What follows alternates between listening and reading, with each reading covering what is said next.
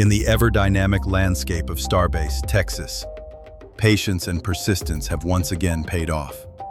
After two preceding scrubs that kept observers on the edge of their seats, SpaceX's Starship prototype, Ship 38, roared to life in a powerful display of engineering prowess. The successful test marks a critical milestone, moving the company one giant leap closer to the 11th experimental flight of its next-generation launch system and the grand finale for the Starship V2 iteration. On the afternoon of Monday, September 22, 2025, at precisely 1:52 p.m. CDT, the ground at Starbase trembled as Ship 38 ignited its engines.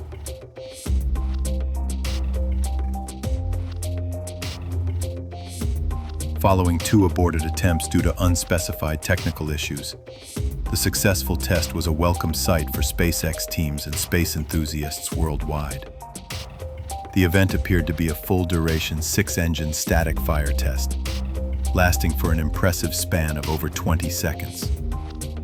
During this critical test, the vehicle remains firmly bolted to the launch mount, while its engines are fired at operational thrust levels, allowing engineers to gather crucial data on engine performance, vehicle integrity, and ground systems infrastructure, without the vehicle ever leaving the ground. The sound generated by the 6 Raptor engines firing in unison was, as anticipated, immensely powerful. A thunderous roar that signifies immense potential energy ready to be unleashed. This acoustic and vibrational data is just as important as the thrust and pressure readings, ensuring the vehicle can withstand the extreme forces of an actual launch. This successful test immediately sparks a compelling question within the spaceflight community. Could this be the final static fire conducted at the historic Pad A? With the rapid development of Pad B and SpaceX's relentless pace, it's conceivable that future testing campaigns for the V3 vehicles will shift to the newer, more advanced infrastructure. What are your thoughts on the future of Pad A? With this pivotal test now in the rearview mirror, the timeline for the 11th Starship test flight, FT-11, becomes clearer. A significant question looms over the mission's payload.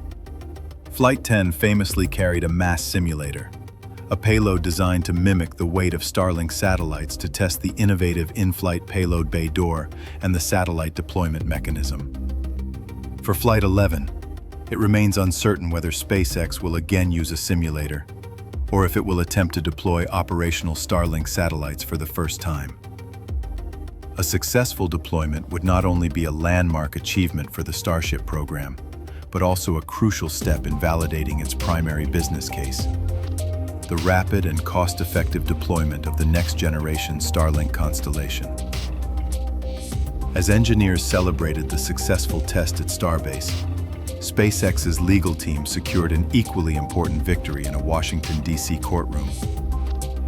In a ruling that removes a significant potential obstacle, a U.S. district judge dismissed a lawsuit from conservation groups.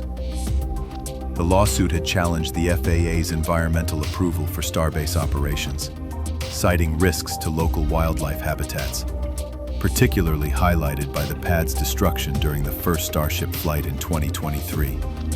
In his ruling, Judge Carl Nichols stated that the FAA had fulfilled its legal obligations under the National Environmental Policy Act, NEPA, in reviewing the potential impacts.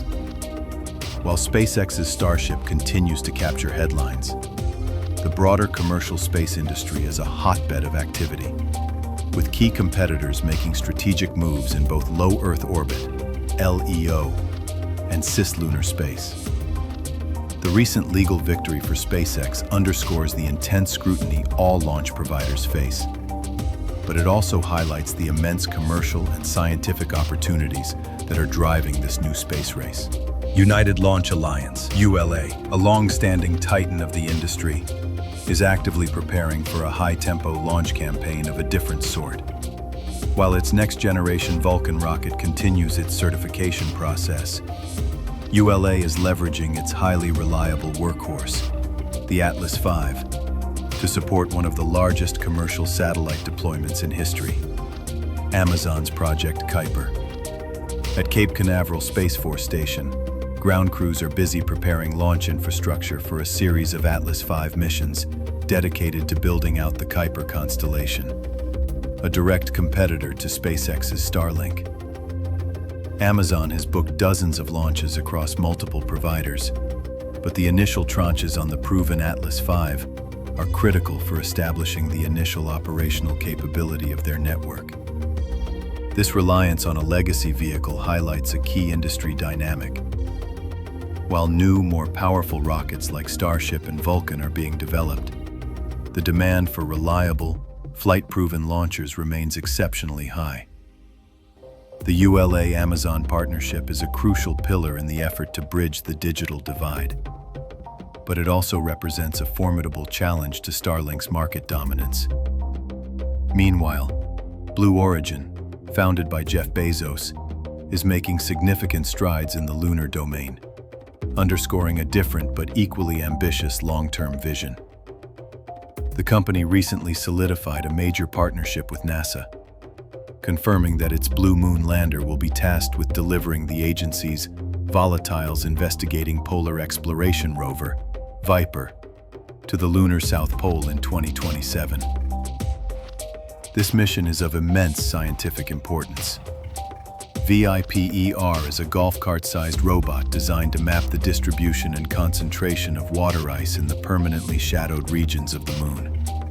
For Blue Origin, securing the Viper contract is a monumental vote of confidence from NASA in its Blue Moon lander, positioning the company as a key player in the development of a sustainable lunar economy. The events of this week represent a powerful 1-2 punch for SpaceX. On the technical front, the successful static fire of Ship 38 has demonstrated that the vehicle is healthy and ready for its final V2 flight, a mission that will test the limits of the current design and gather invaluable data for the future. On the legal front, the dismissal of the environmental lawsuit removes a significant roadblock, providing regulatory stability and paving the way for the high-tempo launch cadence that is central to SpaceX's vision. Once more, all eyes turn to the South Texas coast. The upcoming 11th test flight is more than just another launch. It is the culmination of the V2 platform's development and the final dress rehearsal before the program transitions to the even more ambitious Starship V3 next year. Success in this mission will be a critical stepping stone towards tackling the program's next great challenges, demonstrating in-orbit propellant transfer, surviving hypersonic re-entry from orbital velocities, and ultimately, achieving a controlled landing and catch by the launch tower's chopsticks.